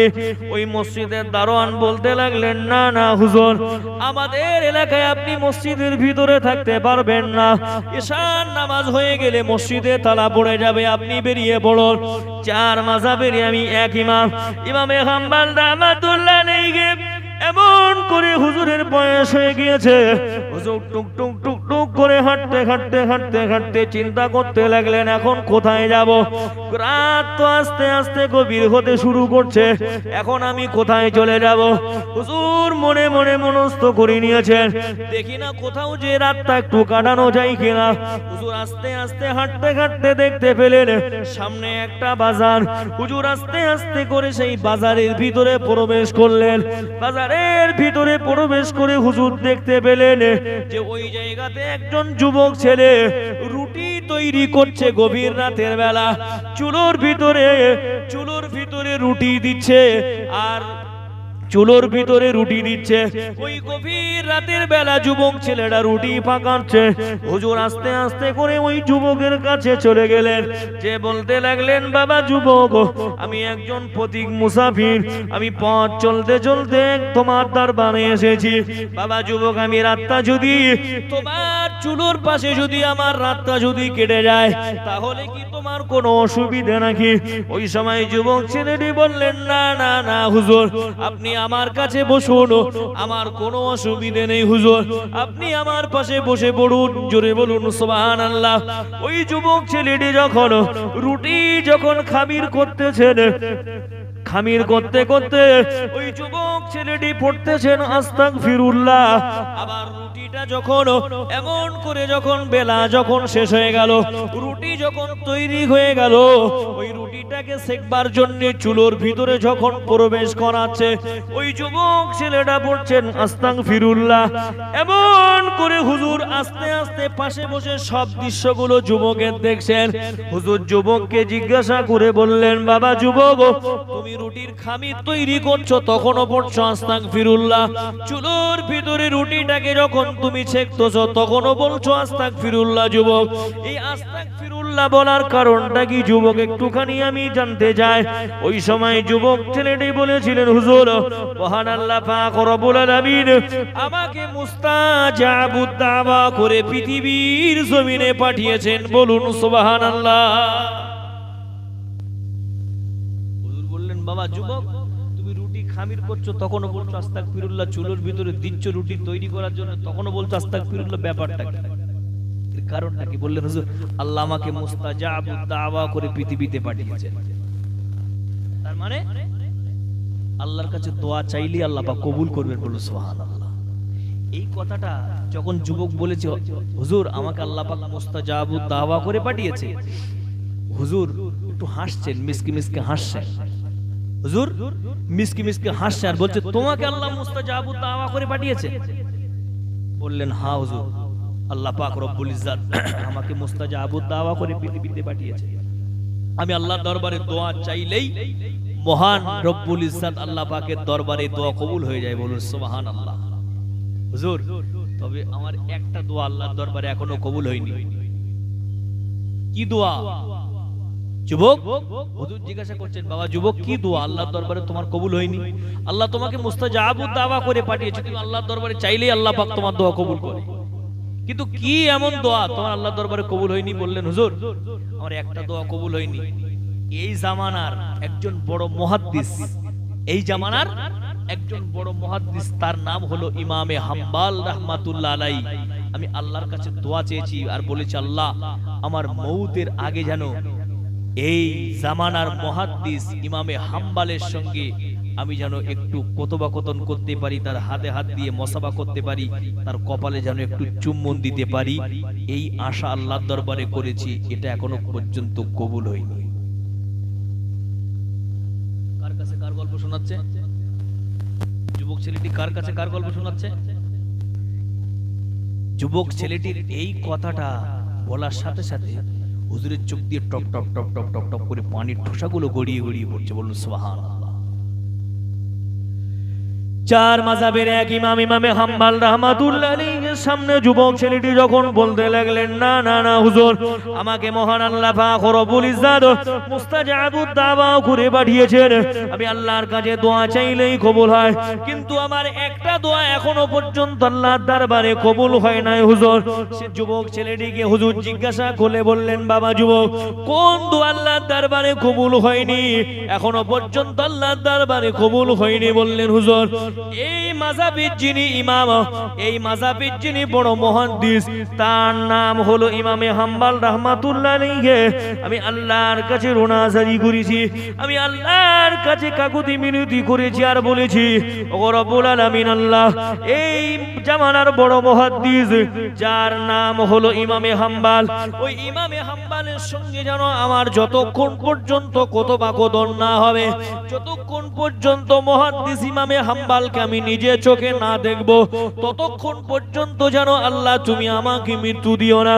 ওই যুবক ছেলেটি যেমনি বললেন হুজুর সঙ্গে সঙ্গে চোখ দিয়ে টপ টপ টপ টপ করে পানির ঠোসাগুলো গড়িয়ে যাচ্ছে। হুজুর যুবকটিকে জড়িয়ে ধরে কাঁদতে লাগলেন আর বলতে লাগলেন বাবা যুবক না না না না মহান আল্লাহ পাক রব্বুল ইজ্জত তোমাকে মুস্তাজাবুদ দাওয়া করে পাঠিয়েছেন। বলুন সুবহানাল্লাহ। এ বাবা যুবক তুমি আল্লাহর দরবারে দোয়া চাও, মহান আল্লাহ তোমার দরবার আল্লাহ পাকের দরবার থেকে আল্লাহ তোমার দোয়াটাকে তো কোনোদিন ফিরিয়ে দেন না। মহান রব্বুল ইজ্জতের কাছে তুমি যে আশা নিয়েছিলে, যে আশা যে আকাঙ্ক্ষা নিয়ে চেয়েছিলে এই জামানার মুহাদ্দিস ইমাম হাম্বালের সঙ্গে সাক্ষাৎ করবে বাবা যুবক, এই দোয়াটাও মহান আল্লাহ কবুল করেছেন। বলুন সুবহানাল্লাহ। এ বাবা যুবক আমি হলাম এই জামানার বড় মুহাদ্দিস, আমার নাম হলো ইমামে হাম্বাল। বলুন সুবহানাল্লাহ। আল্লাহর কাছে চাওয়ার মতো যদি চাওয়া যায় মহান আল্লাহ বান্দাকে কখনো ফিরিয়ে দেন না, কখনো ফিরিয়ে দেন না। শুধু একটাই জিকির ছিল কি আস্তাগফিরুল্লাহ। খেতে শুতে উঠতে বসতে রাস্তাঘাটে যেখানে সেখানে সবকিছু আস্তাগফিরুল্লাহ আস্তাগফিরুল্লাহ। এই আস্তাগফিরুল্লাহ জিকিরটা মহান আল্লাহর কাছে, ওই যুবকের জিকিরটা আল্লাহর কাছে এতটাই পছন্দনীয় হয়েছিল, এতটাই মহব্বত আল্লাহ পাক করেছিল, মহান আল্লাহ পাক তাকে ভালোবেসে খুশি হয়ে মহান আল্লাহ তাকে মুস্তাজাবুদ দাওয়া করে পাঠিয়েছিলেন। বলুন সুবহানাল্লাহ। আমরা যেন জিকির আজগার বেশি বেশি করে করতে পারি, যদি জিকির বেশি বেশি করতে পারি, আন জিকিরিল্লাহ যদি স্মরণ আমরা যদি বেশি বেশি করতে পারি, মহান রব্বুল ইজ্জত আমাদেরকে দূরে ঠেলে দেবে না। আল্লাহ বলছে বান্দা তুই আমার দিকে এগিয়ে আয়, আমার রহমতের দিকে এগিয়ে আয়। আল্লাহ পাক তার কুদরতি হাত দিয়ে আল্লাহ পাক বান্দাকে ডাকে, আয় বান্দা চলে আয়। আল্লাহ বলে বান্দা তুই কি জানিস আমি আল্লাহ তোকে কতটা মহব্বত করি, কতটা ভালোবাসি, কতটা প্যার করি। বান্দা তুই কি জানিস তোরা যে মাটাকে মা মা বলে ডাকিস, এই মায়ের অন্তরের ভিতরে আমি আল্লাহ সন্তানের মহব্বতটাকে পয়দা করেছি। কোন মা কি চাই যে আমার সন্তানটা চুরি করেছে, ডাকাতি করেছে, অন্যায় করেছে, প্রমাণ হয়েছে, রাস্তাঘাটের আম চুরি করেছে লোকের কাছে, এখন আমের সময় মনে করুন আম চুরি করেছে, এখন প্রমাণ হয়েছে যে অমুকের কাছ থেকে আম চুরি করেছে, মোড়ে বিচার হচ্ছে, বলছে কি সমাচার কালকে রাত্রি এক বস্তা আম পেড়ে অমুকের কাছ থেকে বিক্রি করেছে, বিচার হচ্ছে। এখন বাপ বলতেছে, এই বাপের কাছে এসে বলেছে তোমার ছেলে আম চুরি করেছে, তো থাকবে মেরে দাও, ও আম চুরি করেছে হাত পা কেটে নাও। পৃথিবীর কোন নজির আছে, কোন ইতিহাস আছে কোনোদিন কোন মা কি এরকম বলেছে যে আমার সন্তানটা চুরি করেছে প্রমাণ হয়েছে মেরে দাও? মা আস্তে আস্তে যে মোড়লের কাছে যাবে, গ্রামে ছেলে কি ভাই কি চাচা যে সম্পর্ক হয় সেই সম্পর্ক দিয়ে বলবে দেখো আমার বাচ্চাটা না অন্যায় করেছে, তা আমি তার মা তোমার কাছে বলছি, ওরা শুনতে পাচ্ছে আমার ছেলের নাকি এটা হাত কেটে নেবে, এটা ব্যবস্থা করবে, তা তুমি এক কাজ করো বাপ, আস্তে আস্তে গিয়ে ওদের কাছে একটু আউমাউ করে বলো আমার জন্য একটু সুপারিশ করো, আমি তার মা বলছি আমার ছেলে আর ওরকম কাজ করবে না। এরকম বলে না বলে না? কিন্তু বাপ কি বলে, হেই থাক মেরে দে, এরকম বলে। কিন্তু মা কোনোদিন চায় যে আমার সন্তানটাকে কেউ মেরে ফেলুক? চায় না তো। তাহলে মায়ের দিলের ভিতরে সন্তানের মহব্বত আছে না নেই? আল্লাহ পাক ডেকে বললেন বান্দা এরকম দুনিয়ার জমিন থেকে 70টা নারী 70টা মা জননীর মহব্বতকে দাড়ি পাল্লার একটা সাইডে রেখে দিবি বান্দা, এই 70টা নারীর মহব্বতের তুলনায় আমি আল্লাহ পাক রব্বুল ইজ্জাত আমার বান্দা বান্দিকে বেশি বেশি ভালোবাসি, বলুন সুবহানাল্লাহ। তাহলে 70টা নারীর মহব্বতের তুলনায় মহান আল্লাহ তার বান্দা এবং বান্দিকে বেশি বেশি ভালোবাসে, কিন্তু সেই বান্দার বান্দি মহান আল্লাহ মালিককে চিনতে পারে না। দুনিয়াতে সন্তানকে মারবে তাই মা জননীর জ্বালা করছে, কিন্তু মা জননীর তো এটা চিন্তা করা দরকার আমার সন্তানটা জোহরের নামাজ পড়ে না, আমার সন্তানটা আসরের নামাজ পড়ে না, মাগরিবের নামাজ পড়ে না, কিন্তু আল্লাহ যে ওকে জাহান্নামে দেবে এই দুনিয়ার আগুনের চাইতে 70 গুণ তার তেজ বেশি। কতটা তেজ বলেছি? দুনিয়ার আগুনের চাইতে জাহান্নামার আগুনের 70 গুণ তেজ বেশি। তাহলে এই জাহান্নামার আগুনটা যদি আমার সন্তানের গায়ে লাগে তাহলে কি অবস্থা হবে? কোনদিন কোন বাপ, কোনদিন মা, কোনদিন এরকম কথা ভেবেছেন যে আমার সন্তানটাকে একটু নামাজি বানাই, আমার সন্তানটাকে একটু নামাজি বানাই, একটু রোজাদার বানাই, তাহলে আমার সন্তানটাকে আমি দুনিয়ায় ভীষণ মহব্বত করি, আমার সন্তানের মাথা যন্ত্রণা করতেছে, আমার সন্তানের জ্বর এসে, আমার সন্তানের একটা কিডনি নষ্ট হয়ে গেছে, আহারে ভেলুড়ে নিয়ে যেতে হবে, নইলে আমার সন্তান বাঁচানো যাবে না। 60 থেকে 70 বছরের জিন্দেগিতে আপনার সন্তান বাঁচানোর চেষ্টা আপনি করছেন, রোগে আগাপিড়ে হয়েছে, বিপদ আপদে পড়েছেন, তাই আপনার সন্তানটাকে আপনি কত কষ্ট করে মেহনত করে জমানো টাকা দিয়ে আপনার সন্তানকে ট্রিটমেন্ট করছেন, কিন্তু একবার কি অন্তরের ভিতরে এটা চিন্তা, এটা কি এই ভাবনা, এই চিন্তা কি জাগে না যে মহান আল্লাহর দরবারে আমার সন্তানকে একদিন ধরা দিতে হবে, পানি দিতে হবে, আমাকে উঠতে হবে, ওই সন্তান যদি নামাজ না পড়ার কারণে যদি জাহান্নামে হয় এই দুনিয়ার আগুনে চাইতে 70 গুণ জাহান্নামের আগুনের তেজ বেশি। আমার সন্তানের গায়ে যখন লাগবে তখন আমার সন্তানের চামড়া থাকবে না যাবে? জাহান্নামীদের চামড়া রাসূল বলেছে 1 ঘন্টার ভিতরে 700 বার পরিবর্তন হবে। কতবার বলেছি? 700 বার পরিবর্তন হবে। এই চামড়াটা পুড়ছে, পুড়ে পুড়ে আস্তে আস্তে হাড়ের গায়ে যেই ঠেকে যাবে আবার আল্লাহ নতুন চামড়া গজায় দেবে, আবার চামড়া পুড়তে পুড়তে হাড়ের গায়ে যাচ্ছে, আবার চামড়া গজাবে। তার মানে কি? মৃত্যুর স্বাদ গ্রহণ করো কিন্তু মৌত হবে না, আযাবের স্বাদ গ্রহণ করো। আযাবটা কি জিনিস? আমি আল্লাহর দুনিয়াতে সীমা লঙ্ঘন করেছিলে, আমি আল্লাহর নাফরমানি করেছিলে বান্দা, আমি আল্লাহ তোমাকে বলেছিলাম জাহান্নামায় দেব, কিন্তু সেদিন তুমি জাহান্নামার ভয় করুনি, তুমি আমার মিজানের ভয় করুনি বান্দা, আমার ফুলসিরাতের ভয় করুনি, আলেম ওলামাদের কথা সেদিন বিশ্বাস করুনি, আমার দেওয়া কোরআনটাকে সেদিন অবমাননা করেছিলে, আমার রাসূলের দেওয়া সুন্নতগুলোকে তুমি মারিয়ে মারিয়ে চলেছিলে বান্দা। তাই মহান আল্লাহ পাক রব্বুল ইজ্জাত তোমার জন্য এই জাহান্নাম সৃষ্টি করে রেখেছে। এখন এই জাহান্নামের স্বাদ স্বাদটাকে তুমি গ্রহণ করো। সেদিন যখন আমার আপনার সন্তানগুলো ওই জাহান্নামের আঙিনাতে ফেলে দেওয়া হবে, সেদিন আমার আপনার সন্তানগুলোর অবস্থাটা কি হবে একবার ভেবেছেন? দুনিয়াতে বিপদে পড়েছি, মুসিবতে পড়েছি, আও মাও করেছি, সব ছাড় পাবে, কিন্তু ওই জায়গায় যখন আযাব শুরু হবে, তার কোনো আযাব শেষ হবে না, তার কোনো আযাবের কোনো শেষ নেই। ওই যে শুরু, আযাব দিতেই থাকবে, দিতেই থাকবে, সে আযাবের কোনো রকম শেষ নেই। তাই হাতে না ধরে পায়ে ধরে বলবো, নিজে নামাজি হয়ে যান, সন্তানগুলো একটু নামাজের জন্য বলুন সন্তানগুলোকে, নইলে নিজেও মার খাবেন, সন্তানরাও মার খাবে। যদি নিজের মার খাওয়াটাকে আল্লাহর হাত থেকে, আল্লাহর আদালত থেকে যদি নিষ্কৃতি পেতেই হয়, নিজেও নামাজি বেনে যেতে হবে, সন্তানটাকে মসজিদমুখ করে রাখতে হবে। তার কারণ ৬০-৭০ বছরের জিন্দেগি, আমি আপনি মারা যাব, এই সন্তান তো চোর, ডাকাত, ফেরেববাজ, চিটিংবাজ, ধাপ্পাবাজ, এই গোনাও কিন্তু আমার আপনার দাড়ি পাল্লায় উঠবে। আর যেদিন উঠবে সেদিন কিন্তু আর নামানোর জায়গা পাওয়া যাবে না। একটা বার ভাবুন, আল্লাহ পাকের নবী জনাবে মুহাম্মদুর রাসূলুল্লাহ সাল্লাল্লাহু আলাইহি ওয়াসাল্লাম, আল্লাহর নবী এই নামাজটাকে পৃথিবীর জমিনে প্রতিষ্ঠা করবার জন্য আল্লাহর নবী সাহাবীদের টনটন রক্ত যুদ্ধের ময়দানে ঝরেছে, তাদের স্ত্রী দিগকে বিধবা বানাতে হয়েছে, তাদের সন্তান দিগকে এতিম বানাতে হয়েছে।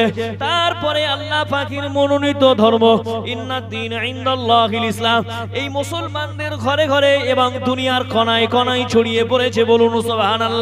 ও বাপজি ভাইরা মনে রাখুন, না না না না না, আল্লাহ পাকের নবী জনাবে মুহাম্মদুর রাসূলুল্লাহ সাল্লাল্লাহু আলাইহি ওয়াসাল্লাম সাহাবীরা এই কালেমার বাণীটা পৃথিবীর জমিনে প্রচার করবার জন্য তারা কত কষ্ট করেছে, তারা কত মেহনত করেছে। না না না, বিশ্ব নবী আমার কোন সময় তার নামাজি খালাতে, কোন সময় সিজদা খালাতে, কোন সময় রুকু খালাতে পচা উটের নাড়ি ভুঁড়িগুলো মক্কার বেদিন ধর্মহারারা আমার নবীর পিঠের উপরে চাপিয়ে দিয়েছে। কখন আমার নবী সিজদা হালাতে রয়েছে, কখনো আমার নবী রুকু হালাতে দিয়েছে। সেই সময় পচা উটের নাড়ি ভুঁড়িগুলো আখিরি জামানার পয়গম্বর নবী মুহাম্মদুর রাসূলুল্লাহর পিঠের উপরে চাপিয়ে দিয়েছে, কিন্তু একটা বারের জন্য নবী আমার কালমা ছেড়ে দেননি। বলুন সুবহানাল্লাহ। সাহাবীরা কত নির্যাতন সহ্য করেছে, সাহাবীরা কত কষ্ট সহ্য করেছে, তারপরেও সাহাবীরা এমন করে কালমার বাণী তারা প্রচার করা বন্ধ করেননি, তারা এমন করে দিনের থেকে তারা সরে যাননি। তারা কত কষ্ট করে মেহনত করে আমাদের কাছে সেই দিনটাকে পৌঁছে দিয়েছেন। বলুন সুবহানাল্লাহ। বিশ্ব নবী আমার অসুস্থতার ভিতরে রয়েছেন, আল্লাহ নবীর মউতের আগে নবী আমার অসুস্থতার ভিতরে রয়েছেন, নবী আমার মসজিদুন নববী শরীফে যেতে পারছেন না। আখিরি জামানার পয়গম্বর নবী মুহাম্মদুর রাসূলুল্লাহ সাল্লাল্লাহু আলাইহি ওয়াসাল্লাম নবীর গায়ে জ্বর এসে গিয়েছে, নবী আমার এতটাই অসুস্থতার ভিতরে রয়েছেন, নবী তার নিজের ব্যালেন্সটাকে নিয়ে দাঁড়াতে পারছেন না, নবীর ব্রেনটাও ঠিক রাখতে পারছেন না। ওই সময় আল্লাহ পাকের নবী মুহাম্মদুর রাসূলুল্লাহ যখন মসজিদুন নববী শরীফে যখন আযান হয়ে গেল, আল্লাহর নবী দেখে বললেন, এ আমার বিবি আয়েশাতুল হুমায়রা, এখনো কি মসজিদুন নববী শরীফের আযান হয় না? আমাদের আম্মা জান আয়েশা সিদ্দিকা বলেছিলেন, ইয়া রাসূলুল্লাহ, ইয়া হাবিবাল্লাহ, হুজুর মসজিদুন নববী শরীফে তো আযান হয়ে গেছে। আল্লাহর নবী ডেকে বললেন, হে আমার বিবি আয়েশা, যখন আল্লাহর নবী আমাদের আম্মা জান বলতে লাগলেন, হুজুর মসজিদুন নববী শরীফে আযান হয়ে গেছে, আল্লাহর নবীর চোখ দিয়ে টপ টপ টপ টপ করে পানির ঠোসা গুলো গড়িয়ে যায়। আম্মা জান আয়েশাকে লক্ষ্য করে বলতে লাগলেন, এ আমার বিবি আয়েশাতুল হুমায়রা, মসজিদুন নববী শরীফের আযান হয়ে গেল, কিন্তু আমি রাসূলুল্লাহ আমার কোন সাহাবী তো আমার কাছে আসলো না, আমাকে তো নামাজের জন্য ডাকতে আসলো না। আল্লাহর নবী লক্ষ্য করে সেদিন বলেছিলেন, এ আমার বিবি আয়েশাতুল হুমায়রা, একটুখানি মসজিদুন নববীর দিকে জান্নাত একটুখানি খুলে দাও, মসজিদুন নববীর দিকে জান্নাত একটুখানি খুলে দাও। আম্মা জান আয়েশা জান্নাতটা খুলে দিলেন। আল্লাহর নবী বললেন, এ আমার বিবি আয়েশা, আমি রাসূলুল্লাহ আমার একটু ঘুরিয়ে দাও, আমার মাথা মোবারকটা জান্নাত দিকে করে দাও। আমাদিগের আম্মা আয়েশা সিদ্দিকা রাদিয়াল্লাহু তাআলা আনহা আল্লাহর নবীকে একটু কাত করে দিলেন। আল্লাহর নবীর মাথা মোবারকটা মসজিদুন নববী জান্নাত দিকে করে দিলেন। আল্লাহর নবী যখন জান্নাত দিয়ে দেখতে পেলেন যে মসজিদুন নববী শরীফে আজান হয়ে গেছে, সাহাবীরা কাতার লাগিয়ে তারা জামাতের সঙ্গে নামাজ আদায় করছেন। বলুন সুবহানাল্লাহ। আল্লাহ নবী আমার যখন চামড়া চোখে জামাতের দৃশ্যটা দেখলেন, আল্লাহ নবী নূরের বদনে নূরে চেহারাতে যেন একটা হাসির ঝিলিক আম্মা জান আয়েশা দেখতে পাচ্ছেন। বলুন সুবহানাল্লাহ। আম্মা জান আয়েশা ডেকে বললেন, হুজুর আমি আপনি যখন জিজ্ঞাসা করেছিলেন যে মসজিদুন নববীতে কি আজান হয়ে গেছে, আমি আম্মা জান আয়েশা বলেছিলাম আজান হয়ে গেছে। হুজুর তখন আপনার চোখে পানি দেখতে পেয়েছিলাম, হুজুর আপনার মনটা খারাপ দেখতে পেয়েছিলাম। হুজুর যেমনি জানলাটা আপনি খুলে দিতে বললেন, হুজুর আমি আম্মা জান আয়েশা জানলা খুলে দিলাম। হুজুর আপনার বিবি জানলাটা খুলে দেওয়ার সাথে সাথে মসজিদুন নববী শরীফের দিকে আপনি দেখলেন, আর আপনার চাঁদ মুখখানায় দেখলাম একটা হাসির ঝিলিক। এটার কারণ কি আমি আম্মা জান আয়েশা জানতে যাই। আল্লাহ নবী ডেকে বললেন, এ আমার বিবি আয়েশা শুনে রাখো, আমি মুহাম্মাদুর রাসূলুল্লাহ পৃথিবীর জমিনে নামাজটাকে কায়েম করবার জন্য আমি রাসূলুল্লাহ যুদ্ধের ময়দানে অংশ নিয়েছিলাম। আমার সাহাবীরা টন টন রক্ত যুদ্ধের ময়দানে ছড়িয়েছে, তাদের স্ত্রী দিগকে বিধবা বানিয়েছে, তাদের সন্তান দিগকে এতিম বানিয়ে দিয়েছে। আমি রাসূলুল্লাহ আমার নিজের দান মোবারক শহীদ করে দিতে হয়েছে। এ আমার বিবি আয়েশাতুল হুমায়রা, কখন আমি রাসূলুল্লাহ আমার নামাজি হালাতে, কোন সময় রুকু হালাতে, কোন সময় সিজদা হালাতে মক্কার জমিনের ইহুদিরা আমি মুহাম্মাদুর রাসূলুল্লাহ আমার পিঠের উপরে পচা উটের নাড়ি ভুঁড়িগুলো তারা চাপিয়ে দিয়েছিল। বিবি আয়েশা, আমি মুহাম্মাদুর রাসূলুল্লাহ অসুস্থতার কারণে মসজিদুন নববী শরীফে যেতে পারলাম না। আমার নামাজের জন্য আমার কোন সাহাবী আমাকে ডাকতে আসলো না, তাই আমি রাসূলুল্লাহ আমার মনটা খারাপ হয়েছিল। কিন্তু যখন জানলা দিয়ে দেখলাম যে আমি রাসূলুল্লাহ মসজিদুন নববীতে যেতে পারিনি, তারপরও আমি রাসূলুল্লাহ আমার সাহাবীরা জামাতের সঙ্গে তারা নামাজটাকে আদায় করছেন। বলুন সুবহানাল্লাহ। হে আমার বিবি আয়েশা, আমি রাসূলুল্লাহ আমার চাঁদ মুখে এই জন্য হাসির ঝিলিক দেখতে পেয়েছো। আমি রাসূলুল্লাহ চিরজীবন পৃথিবীর জমিনে থাকবো না, তবে আমি রাসূলুল্লাহ যখন পৃথিবীর জমিনে থাকবো না, আমার ইন্তেকালের বাদেও আমার সাহাবীরা এই রকম ভাবে কাতার লাগিয়ে তারা জামাতের সঙ্গে নামাজ আদায় করবে। জোরে বলুন সুবহানাল্লাহ। আমি রাসূলুল্লাহ চিরজীবন পৃথিবীতে থাকবো না, কিন্তু আমি নবী মুহাম্মদ সাল্লাল্লাহু আলাইহি ওয়াসাল্লাম যখন পৃথিবীতে যখন থাকবো না, আমার ইন্তেকালের বাদেও আমার সাহাবীরা ঠিক এই রকম ভাবে জামাতের সঙ্গে তারা কাতার লাগিয়ে তারা নামাজটাকে আদায় করবে। বলুন সুবহানাল্লাহ সুবহানাল্লাহ। তাহলে রাসূল করিম সাল্লাল্লাহু আলাইহি ওয়াসাল্লাম সাহাবীরা নামাজের জন্য কি কম মেহনত করেছে? যদি তারা মেহনত না করতেন আমাদের কাছে নামাজটা আসতো না। সেই নবীর তরিকা, সেই নবীর প্রেম আর ভালোবাসার মহব্বত অন্তরে জায়গা দিন, বেশি বেশি করে জায়গা দিন। দুনিয়া করবেন না কেন, দুনিয়াতে সব কিছু করুন, গাড়ি করুন, বাড়ি করুন, ব্যাংক ব্যালেন্স করুন, ঘর বাড়ি করুন, সব কিছু করুন, তারপরেও একটুখানি আখিরাতের কথা ভাবুন যে কবরে শুতে হবে। আব্বা চলে গেছে, আম্মা চলে গেছে, দাদা দাদি, নানা নানি, কারণ নিজের কলিজার টুকরা সন্তান চলে গেছে, একের পরে এক সব চলে যাচ্ছে। একদিন আমাকে আপনাকেও সেই কবরের বাসিন্দা, আমাকে আপনাকেও বেনে যেতে হবে। সেই কথা ভেবে দুনিয়াতে আমাকে আপনাকে চলাচল করতে হবে, এটা আমাকে আপনাকে ভাবতে হবে। এ তোর মারা যাবার পরে রাখিবে না ঘরে, এ তোর মারা যাবার পরে রাখিবে না ঘরে, এ তোর গোসল করাইবেন ঘরের বাহিরে,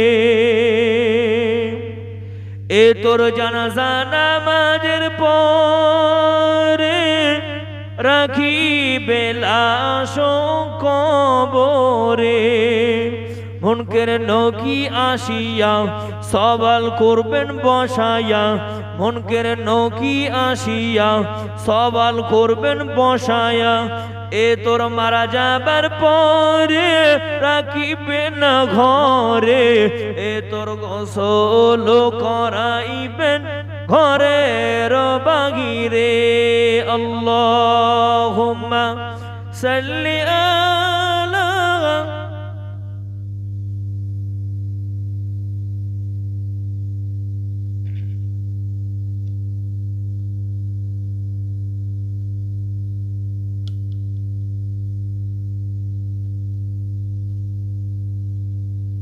একটু উচ্চ আওয়াজে দরুদ শরীফ পড়েন আল্লাহুম্মা সাল্লি আলা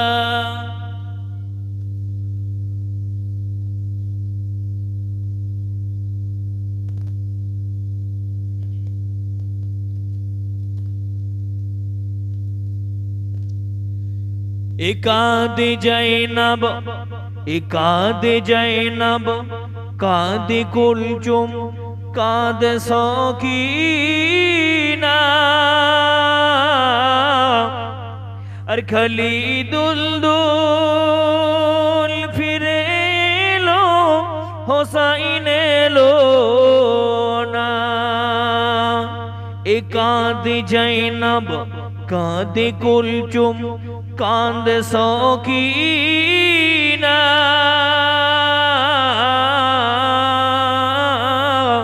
আর খালিদুল দুল ফিরে এলো হোসাইন এলো না আল্লাহুম্মা সাল্লি আলা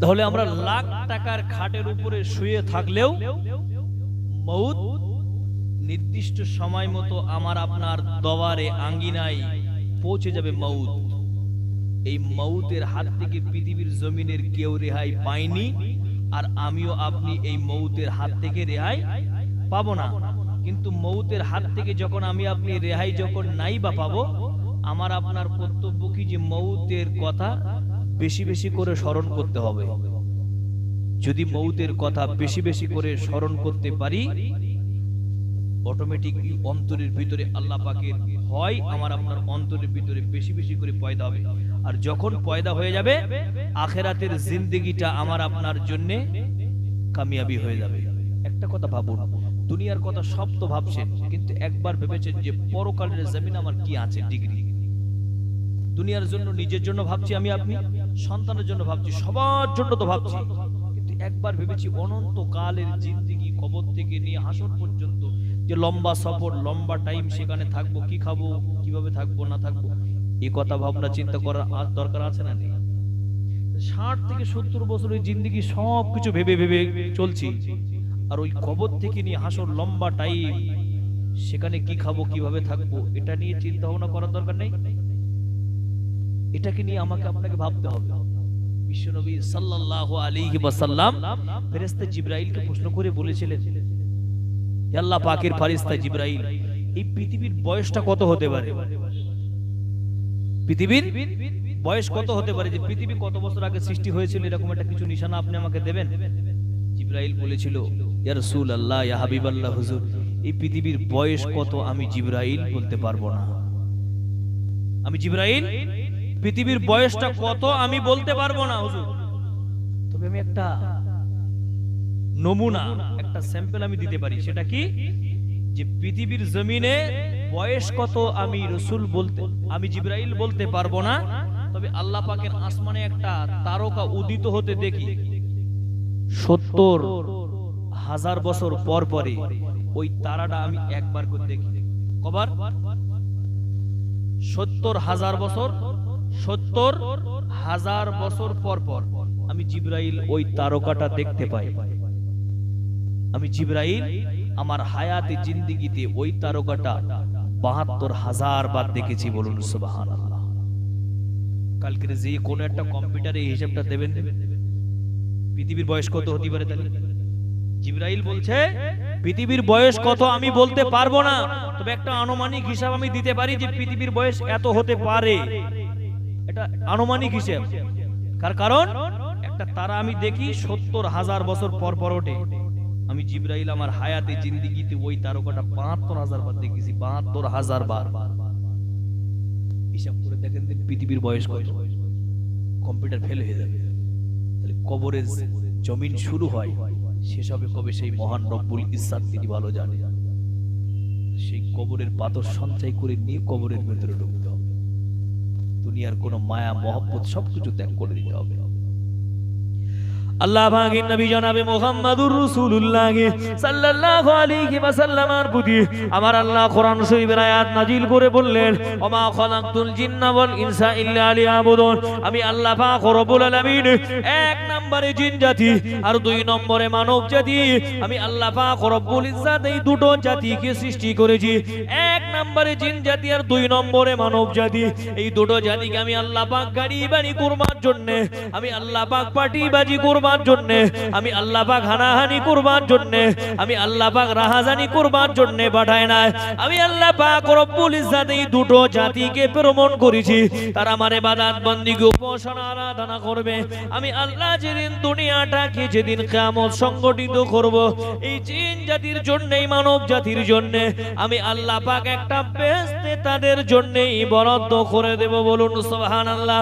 ও বাপজি ভাইরা মনে রাখুন, না না না না না, আমার আল্লাহ পাক রব্বুল ইজ্জাত কোরআনুল কারীমের উন্নতরে জানিয়ে বলেন, ইন্না জাআলনা মা আলাল আরদি জিনাতাল লাহা লিনাবলুহুম আইয়ুহুম আহসানু আমালা ওয়া ইন্না লাজাইলুনা মা আলাইহা সাঈদান সুরুজা।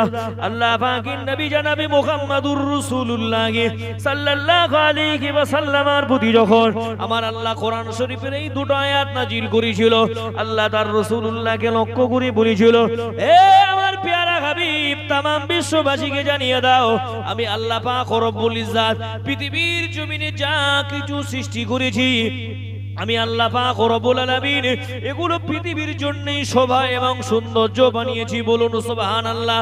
আমি আল্লাহ পাক রব্বুল আলামিন পৃথিবীর জমিনে যা কিছু সৃষ্টি করেছি, আমার কোন বান্দা এবং কোন বান্দি যেন তাদের দেহের ভিতরে অভ্যন্তরে অবস্থান করা অন্তরের একটা কোণায়ও যেন তারা জায়গা না দেয়, এটা আমার, ওটা আমার, এটা আমার, না না না না না না। আমি আল্লাহ পাক রব্বুল আলামিন পৃথিবীর জমিনে যা কিছু সৃষ্টি করেছি, আমি আল্লাহ পাক রব্বুল আলামিন এগুলো পৃথিবীর জন্যই সৌন্দর্য বানিয়েছি, বলুন সুবহানাল্লাহ। ওয়া ইন্না লাজাইলুনা মা আলাইহা সাঈদান সুরুজা।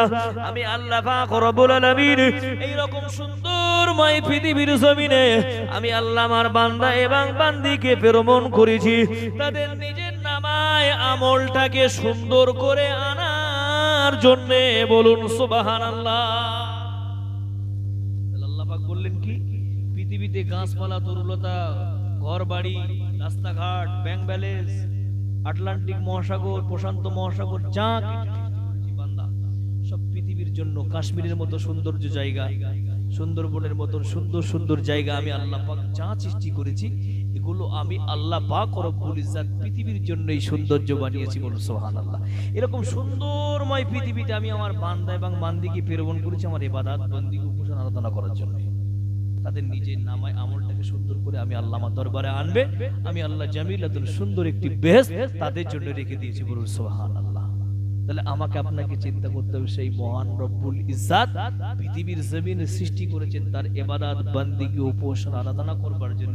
আল্লাহ বলেছে, বান্দা তোর গাড়ি দিছি, বাড়ি দিছি, ব্যাংক ব্যালেন্স দিছি, রাস্তাঘাট দিছি, সব দিছি, বান্দা তোকে পৃথিবীতে যা কিছু সৃষ্টি করেছি বান্দা সবগুলো তোর জন্য বানিয়েছি, কিন্তু তোকে বানিয়েছি শুধুমাত্র আমার ইবাদত বন্দেগী করবার জন্য, বলুন সুবহানাল্লাহ। তাহলে আমাকে আপনাকে চিন্তা করতে হবে, আমরা যেন সেই মহান রব্বুল ইজ্জাতের কোরআন এবং নবীর তরিকা সুন্নাহ অনুযায়ী পৃথিবীতে আমরা যেন জীবন যাপন করতে পারি। যে কটা দিন আল্লাহ পাক হায়াতে জিন্দেগিতে আমাকে আর আপনাকে বাঁচিয়ে রাখে, আমরা যেন কোরআন এবং নবীর সুন্নাহ আমরা যেন আঁকড়ে ধরে মৌতের আগ মুহূর্ত বেঁচে থাকতে পারি। আল্লাহ যেন আমাদের সবাইকে শোনার থেকে বোঝার থেকে আমলে পরিণত করে বাকি মূল্যবান জীবনটুকুন যেন আল্লাহ পাক ইসলামের প্রতি ছুপে দেওয়ার আল্লাহ পাক তৌফিক দান করেন। সকলে বলুন আল্লাহুম্মা আমিন। যতটুকুন বলেছি ভাষাগত দিক থেকে ভুল ত্রুটি হয়ে গেলে নিজের ঘরের সন্তান মনে করে ক্ষমা করবেন। কোরআন ও হাদিসের কোথাও বলতে যে ভুল হয়ে গেলে সে মহান রব্বুল ইজ্জাতের কাছে আমি ক্ষমা চাইব। এই বলে আমার সংক্ষিপ্ত বক্তব্য এখানে ইতি করলাম। যারা রাস্তাঘাটে এখানে ওখানে ইতিবিক্তভাবে ঘোরাফেরা করছেন সকলে পবিত্র মজলিসে এসে জমে জমে বসে যান। যারা আছেন একটু উচ্চ আওয়াজে দরুদ পড়েন। আল্লাহুম্মা সাল্লি আলা সাইয়্যিদিনা